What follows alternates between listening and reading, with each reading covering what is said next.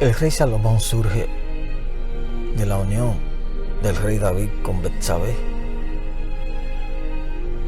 la mujer de Urías, a la cual el rey David se humilló por el pecado que había cometido, el pecado de adulterio, y también cuando mandó a Urías a morir a una batalla.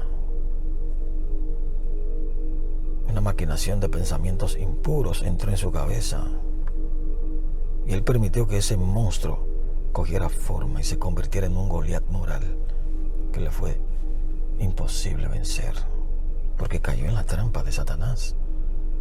Se quedó con Betsabé, la mujer de Urías, y mandó a Urías a morir a una batalla.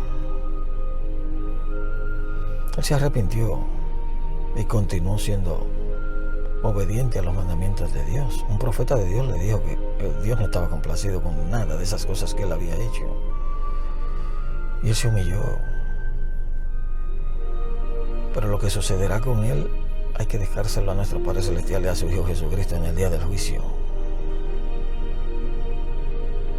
Como lo que sucederá con nosotros también. Cada quien tiene que dar cuenta de su propia vida, de cómo se comportó aquí en esta vida de probación. Y tenemos que procurar ser dignos, obedientes, seguir a Jesucristo, vivir de acuerdo a los mandamientos de Dios.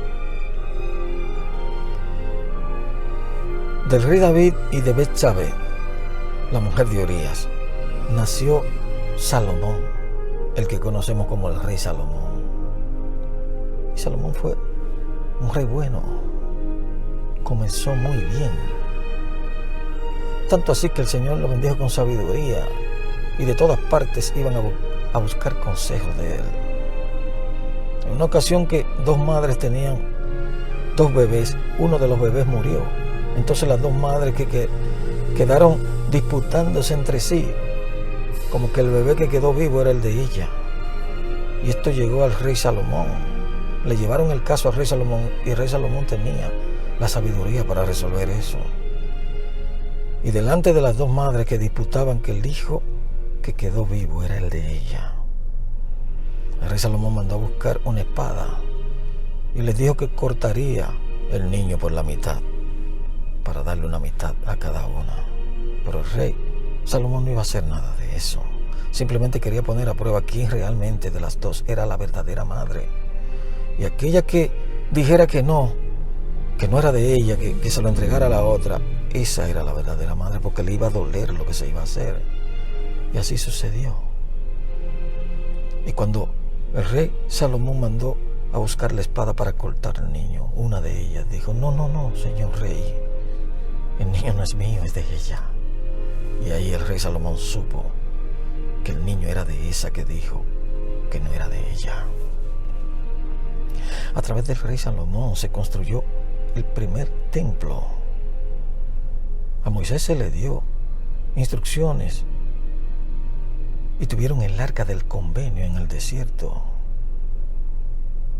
Y también levantaban un tabernáculo ambulante donde ellos tenían, de acuerdo a las instrucciones del Señor, que andar con esa arca del convenio que representa el templo, un lugar sagrado donde nosotros como hijos de Dios podemos hacer convenios y aprender más de los mandamientos de Dios y del plan de salvación. Pero físicamente esa estructura se hizo a través de Salomón, el templo de Salomón. Era la casa del Señor. Y Salomón fue escogido para construir ese templo. Y era una casa hermosa, donde también estaba el arca del convenio para todos los israelitas poder acordarse del Señor su Dios y hacer convenios sagrados y volverse más a su Dios,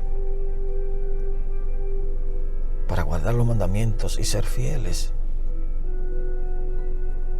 Y a través del rey Salomón, todo el pueblo de Israel fue bendecido. Y ofrecieron sacrificios y holocaustos y dieron gracias porque el Señor le dio la sabiduría para construir el templo del Señor, que se le llamó el templo de Salomón. En ese entonces, al rey se le permitía tener muchas esposas. Y todas esas esposas que tuvo el rey Salomón, había muchas de ellas que no creían en Dios y adoraban ídolos. Y cuando el rey Salomón, que fue tan fiel, envejeció, terminó olvidándose de Dios y adorando ídolos. Y el Señor le mandó un profeta diciéndole que su reino sería dividido.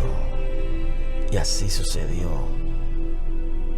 Todo por la idolatría.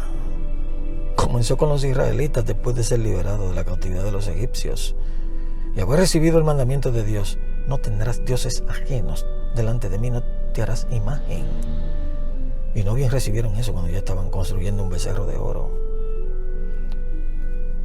Pues esa mala práctica continuó y Satanás se introdujo en el corazón de estos hombres para que se volvieran inicuos y tuvieron que pagar un precio muy alto.